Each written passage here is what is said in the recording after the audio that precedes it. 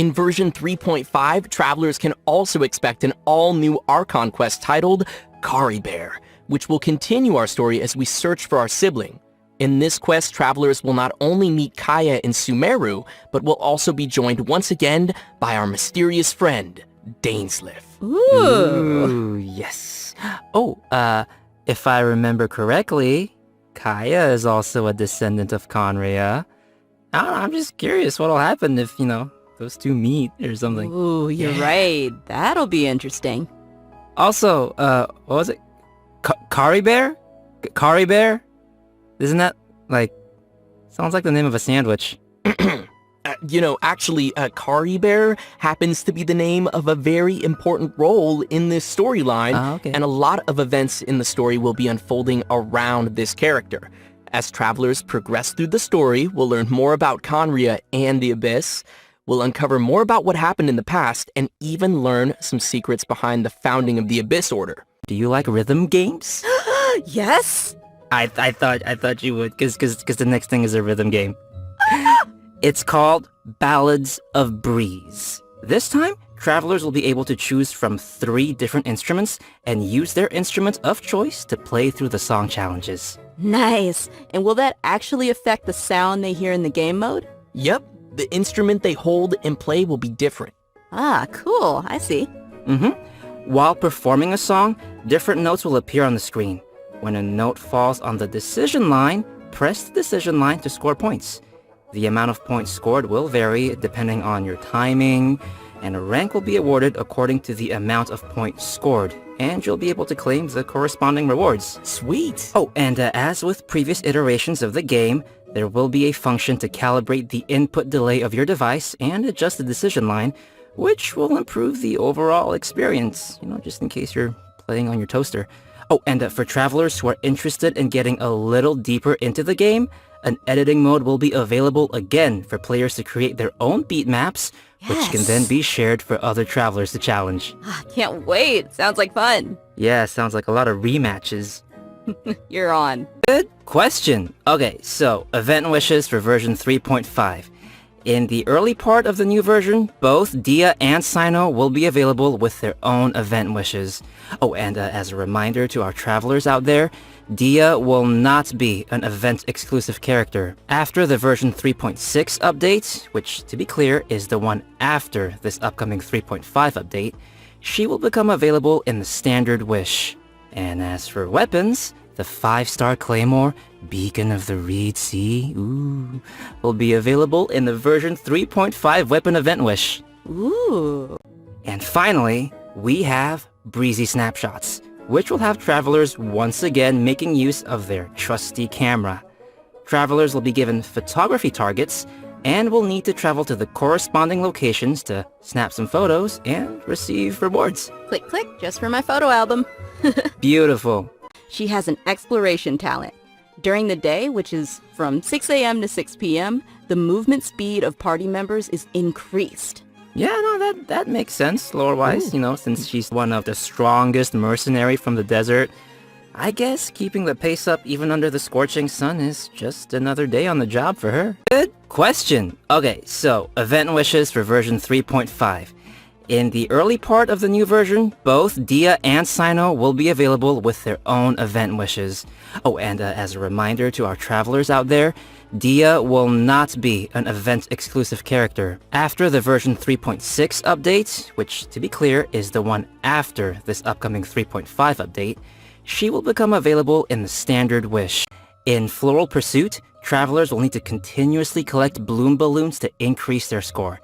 After collecting a set amount of balloons, the next area will unlock, and once you've collected a specific number of bloom balloons in the final area, a ring of pursuit will appear.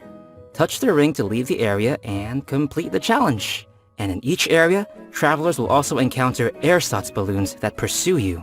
If you're caught by an ersatz balloon, you will lose 1 pursuit point and be returned to the start point of that area. Ooh. Scary. So we'll probably need to avoid those. And the travelers will be able to enjoy Floral Pursuit in single-player mode or tackle challenges along with their friends in co-op mode. Wow, looks like that'll be fun. For our next event, we will be heading back to the lands of Sumeru. For those of you who remember the Beast Tamers tournament, this next event is related to that. However, the format will be pretty different from what you might expect. Because the Wisdom Orb is still in its stages of theoretical research, it might be a while before our next competition. Okay, but have you considered that I want it now? I know, but don't worry. To keep discussion alive and the competition fresh in everyone's minds, the organizers have put together a new event to spread the word. They purchased the rights to Theater Mechanicus in Sumeru and incorporated some fungi elements to design a completely new game called Fungus Mechanicus. Seems they're putting a lot of effort into promoting the competition. That's right. So what'll the rules be like for this event? I'm gonna tell ya. In Fungus Mechanicus, we will be controlling pieces that look like fungi, aptly named little fungi. Our enemies will be mechanici, which I'm sure many of you have seen before. The little fungi will automatically attack the nearest mechanici, and travelers will be able to select the little fungi and control their movement or order them to attack a specific target.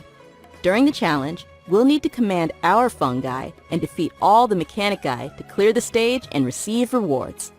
Hey, wait, did you say we're gonna go up against the Mechanici that we were controlling in the previous Theater Mechanicus event? What's wrong, Koi, huh? What's wrong? What do you mean what's wrong? They were our friends! Look, they're attacking your little fungi now. Oh gosh, you're right, they need to die. It's okay. By using Marvelous Jelly, we can let our little fungi unleash their skills. Using these skills at the right moment is the key to achieving victory. Marvelous Jelly will be gradually restored over time, and Plauditory Protection will randomly appear during the challenge, granting an additional amount of jelly. Looks like we'll need some strategy. Like, you have to plan out every move. Of your betrayal? Some familiar friends from the Beast Tamers tournament will be making an appearance too. Oh, do you guys remember Bongo Head and Twirly Whirly? Yeah. Travelers can feed their fungi Marvelous Jelly to interact with them too. Ooh. Last but not least, we have a system-related update. I think you'll like this one. After the version 3.5 update, the game will be adding additional rewards for completing Archon quests. Upon completing each Archon quest, travelers will receive one Intertwined Fate, along with a variety of other rewards. Once the update is complete, travelers can view the tour guide feature in the Adventurer's Handbook to claim the corresponding rewards. Yay! More Intertwined Fate! And just don't forget to claim it after the version update. I kind of do that sometimes. During the Windbloom Festival event, travelers will have the chance to obtain an exclusive 4-star Claymore weapon called Mailed Flower. Aw, nice. I like it. Really fits the theme. Right? Yeah, pretty flowers. I love them. I really hope travelers will enjoy all the different games that the event has to offer and join the people of Mondstadt for the festive atmosphere. Definitely. I can already feel the Windbloom's breath. Okay, you guys ready? 'Cause we finally made it to Mika. Woohoo! I'm not sure if everyone remembers this young member rising through the ranks of the Knights of Avonius, but we have seen him before. Yeah, I remember he was the one who read the Grandmaster's letter during Vinelacefest. Aw, he kind of looks like a little prince. Kind of cute.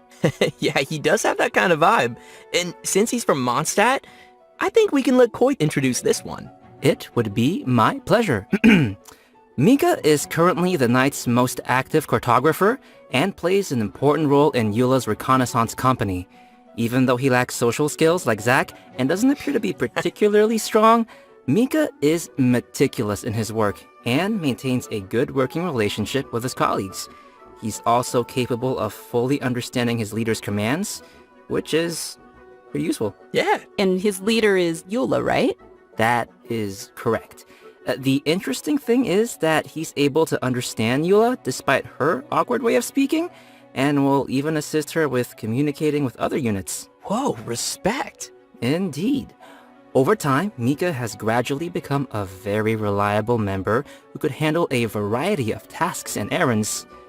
But why am I telling you when we could just, watch a quick trailer and see what else we can learn about Mika? Yeah, let's watch the trailer. Woohoo! Trailer time! Verifying our current position, measuring distance to target area. All right, I've recorded the terrain conditions.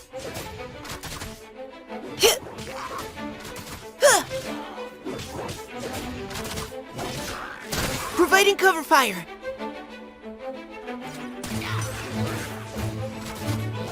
Leave the wounded to me.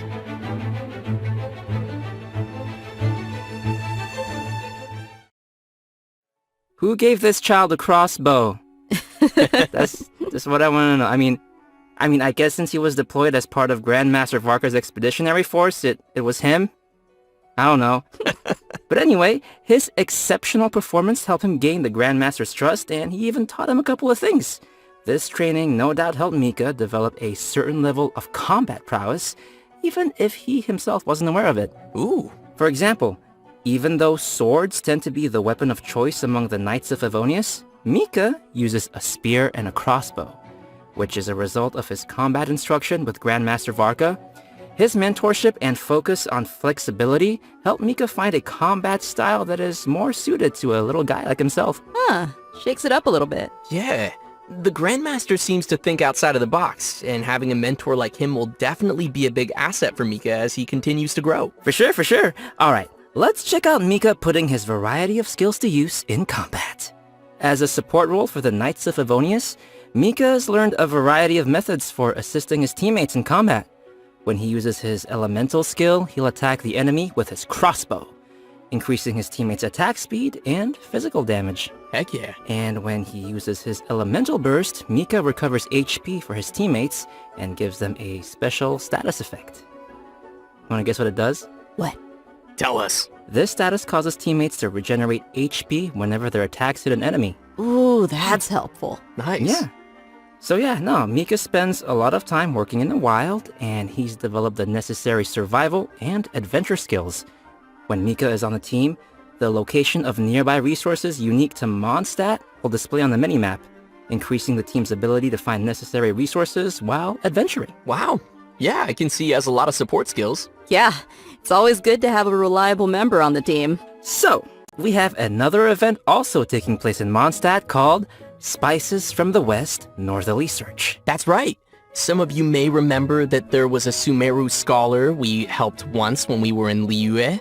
Apparently her research gained the attention of Lord Sangamabe, Dory, and now she's received additional funding. This time the scholar has come to Mondstadt to find people to assist her research and taste test some special dishes with seasoning. Oh, if she's got Dory's backing, then she should have all the Mora she'll ever need. That sounds really nice. So what can we expect this time around? Right, so the gameplay for this event will be pretty similar to last time. After we start creating the seasoning, we'll need to add the ingredients to the pot in the right order by hitting the button as the needle points to the corresponding ingredient. That's gonna destroy my whole brain. However, we have a limited amount of attempts, so we need to add all the required ingredients with as few mistakes as possible. Oh no. More seasoning recipes will gradually unlock throughout the event period. I'm sure this won't be too hard for travelers that are familiar with cooking their own dishes. Oh yeah, I always cook. I cook all the time, yeah. Sure. I know what you are. Travelers can add their completed seasonings to delicious dishes to obtain fragrant dishes. We can also invite characters to taste test the fragrant dishes in the Serenity Pot to increase their companionship experience. After they taste a dish, we can hear their responses, which will vary based on the character's personal preferences. This will test how well travelers understand each character's personal taste. Oh no, that's gonna hurt my feelings. Because even if it's a fragrant dish, that doesn't mean that every character is going to like it. Ugh, too much salt. In version 3.5, a limited time heated battle mode will be available in Genius Invocation TCG, which will feature some special rules. Nice. So what are we looking at here? Basically, this mode will be all about reducing the cost of elemental dice. So, the number of elemental dice required to play the first card from your hand every round will be reduced by 2. Also, the number of elemental dice required to use the first character skill each round will be reduced by 1. Okay. Yeah, from the sound of it, the pace of the game will be much faster. Yeah, I like it. I hope all our Genius Invocation fans will enjoy it. The Vibro Crystal Verification Challenge event. An engineer from Fontaine has arrived at the outskirts of the chasm to study the harmonic motion between gems known as Vibro crystals and collect data in an effort to clear the name of his colleague. Interesting. So he's helping out a colleague. What happened? Well, apparently, after completing his Vibro crystal research, Patrice returned to his home nation, but came under suspicion for faking his research data. Uh-oh. Yeah, so now he's found someone to come to the chasm in his place and verify his findings. Ooh. Sounds like it isn't easy being an engineer in Fontaine. That's why I stick to beating up bad guys. Nice. Yeah, from the sound of it, we're still gonna have to fight here, too. In this event, travelers can connect transmitter and receiver crystals and attempt to produce various effects that will allow you to defeat your foes with ease. Score points during the challenge, and you will be awarded medals based on the score, and receive the corresponding rewards. Whoa, okay. So there's a lot going on here with the crystals and effects. Can you give us more details? Sure thing. I know it might sound a little complicated at first, but honestly, it's not too tough once you get the hang of it. The various effects are basically buff effects that we can receive during the challenge, and these effects are triggered by combining transmitter and receiver crystals. Transmitter crystals are the conditions for triggering the buff effect, and receiver crystals are the buff effect that occurs once those conditions are met. Oh, okay. I think I got it. Yep. And to conduct the experiments, travelers will need to assemble 2 teams of characters, as well as the corresponding Vibro Crystal Harmonics schema. Travelers will then carry out 2 rounds of combat, and for our newer players out there, there's no need to worry. The event will also provide trial characters to assist everyone in completing the challenge. Oh, Ooh, nice. It looks like this event will also be awarding different tiers of medals. In that case, I'll aim for... The highest tier? The garbage can? No. Just aiming for participation rewards. Yeah. I like my suggestion.